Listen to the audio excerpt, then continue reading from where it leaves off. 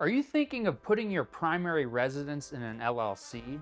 Well, watch this video before you do.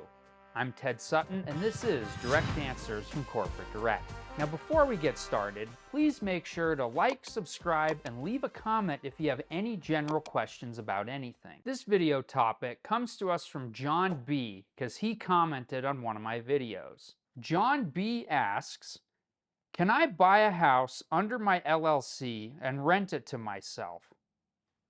Thanks, John. So the short answer to that question is yes, but you need to be aware of two things before you decide to put your primary residence in an LLC. Number one, if your primary residence is in an LLC, you can't get a homestead on your property. Now, what exactly is a homestead? Well, a homestead is a tool that homeowners can use to shield equity from their creditors. And usually you can get a homestead by going to the county recorder's office. And when you get a homestead, it shields a certain amount of home equity from certain creditors. However, this amount varies depending on the state that you live in. And on top of this, you can only get one homestead only for your primary residence. As I mentioned before, the homestead exemption varies state by state. In Florida and Texas, the homestead amount is unlimited depending on the size of your property. If you have a house that's worth $2 million and it's your primary residence and it meets the size requirements, then you can get a homestead on your house that shields 100% of the equity from any creditors. Here in Nevada, where I live, the homestead exemption is $550,000. And right next door in California, the homestead exemption varies between $300,000 and $600,000, depending on where you live. On the very low end, you have states like Virginia, Tennessee, and Kentucky that only shield $5,000 from creditors. Should you get a homestead or not? Ultimately, that question depends on where you live. Let's say that your primary residence is in Nashville and you buy a $2 million property there. Let's say that you had a 20% down payment of $400,000.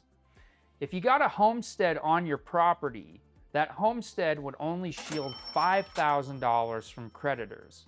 So in that situation, you would have $395,000 of equity exposed. However, let's say that you were to live in Reno, where I am right now, and you were to buy a $2 million house here. Let's also say that you had a 20% down payment of $400,000. If you got a homestead on your property, the homestead amount in Nevada is $550,000. So, in Nevada, if you got a homestead, you would shield all that equity from any creditors. Now, ultimately, it depends on your specific circumstance of where you live.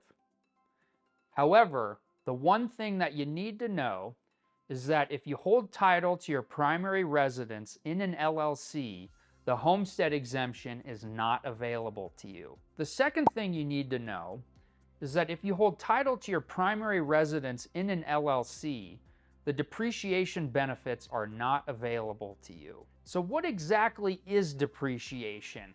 I'll try and keep this as simple as I possibly can because it can get a little complex. Depreciation is an accounting method that's used to track the decreasing value of the property that you buy over time. With depreciation, it takes factors such as property deterioration and wear and tear into account. And if you think of it, it kind of makes sense.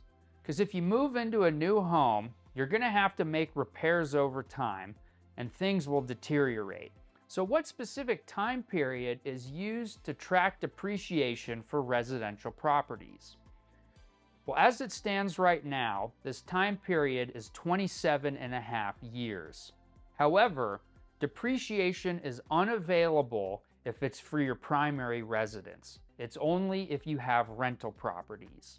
I'll try and make this as simple as I can with an example. Let's say that you were to buy a rental property that was worth $2.75 million.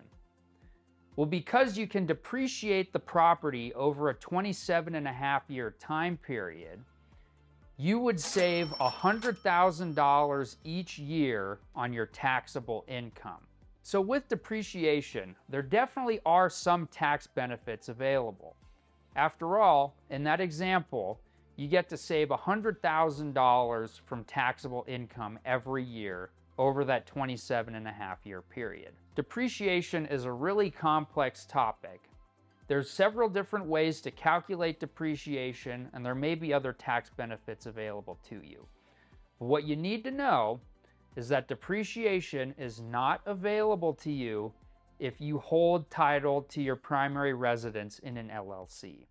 Should you put your primary residence in an LLC? Well, ultimately, it's going to depend on two things.